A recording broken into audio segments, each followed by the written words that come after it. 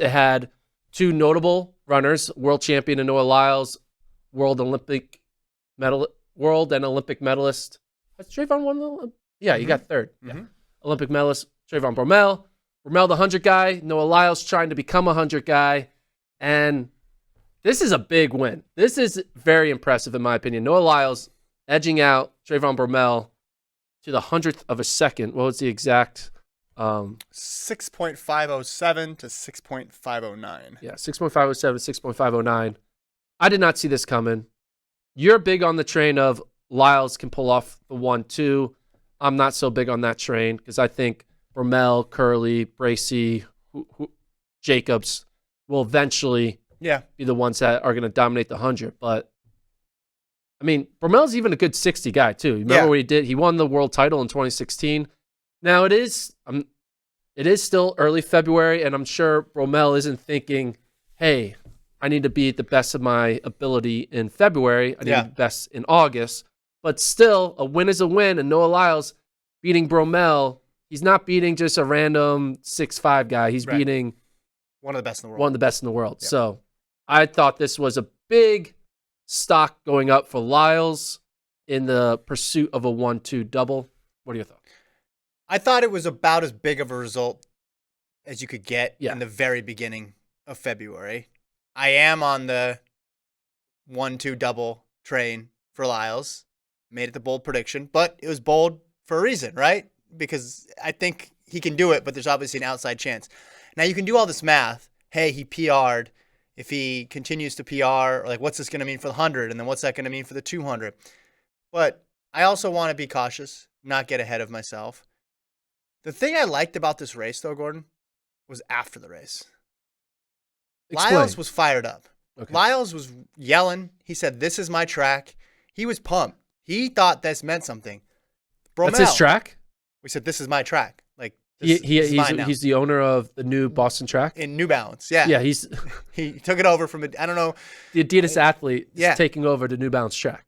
And Bromell cared, I guess it makes sense. Bromell is a New Balance athlete, so it is. Bromell cared, though, too. He didn't go and do a mix zone interview where he's like, no, it's all good. Like, just practicing. Let's move on. No, he said he was disappointed. Yeah. He said he was disappointed, needed to work on things, and he's going to come back. Like, this meant something, and I like that for a early February race. It's good for this event. It's good for both those gentlemen that they're putting themselves in high-pressure situations early on. Again, I'm as incentivized as anybody to say, all right, well, this is going to be 9-7 now. And if it's 9-7, then he's in the mix. But I also just want to pump the brakes a little bit and say this is still such early days. Bromell was debuting too. I think that matters. I think there's a difference between your first race and your second race during the indoor season. What's the difference? We saw Lyles' first race. Lyles' first race in the 60, he lost to Kendall Williams and Josephus Lyles. Now, Josephus got DQ'd in this race. Maybe he would have been out there and popped a 651 as well too. But then you go and you beat a former 60-meter champion. So I think there is a big difference in just race sharpness when you get your second one. But nothing but positives for Lyles from this. Yeah, and look at the way the race played out. Bromell had the jump on him. He had the better start, which makes sense. He was still leading through 50 meters, and then it was in that final 10 where Lyles was able to sneak by him by running 0.02 faster in the final 10 meters. But hey, man, there was an interview with Lance Brauman, Noah Lyles' coach, talking about, you're talking about 1-2 double. Yeah. And if he wants to do a 1-2 double, he needs to be in 9-7 shape. But I think if he's in 9-7 shape, I don't think that's about him winning the 100. I think being in 9-7 shape, like Brauman said in an interview, that's about him being in 200-meter world record shape. I heard that too. Let me just remind you that Usain Bolt was in 9.58 shape when he ran 1919. But then, you could go back and say last year Niles ran 1931 and he was in 9.9 shape. But see, here's the thing. He wasn't in 9.9 shape. He just didn't run the 100 at World Championships. If he was in faster than 9.9 shape so last year. What would Noah Lyles have ran the 100 in last year? Comfortably in the 9.8s. Comfortably in the 9.8s. Comfortably in the top 3? But we never know. In that race? At USA's or Worlds? At Worlds. Would Lyles have finished top 3 at Worlds?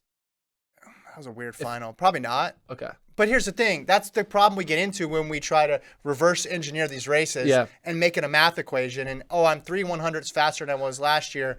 That means I'm going to be at this point. Again, I'll take all the evidence that I'm going to be right because I like being right. But I just think we need to have a little bit of caution here because there are 40 meters still in the race. I know everything pretends to the shorter the race, the more Lyles is going to struggle. So if he's winning 60s, it's nothing but blue skies ahead. Yeah. But it is an indoor 60. I mean, and here's the thing. This week coming up, he races Christian Coleman. USA's in 2 weeks if he decides to do it. Bromell will be there and perhaps Coleman again too. So there's a competition side of this too that's even separate from the times.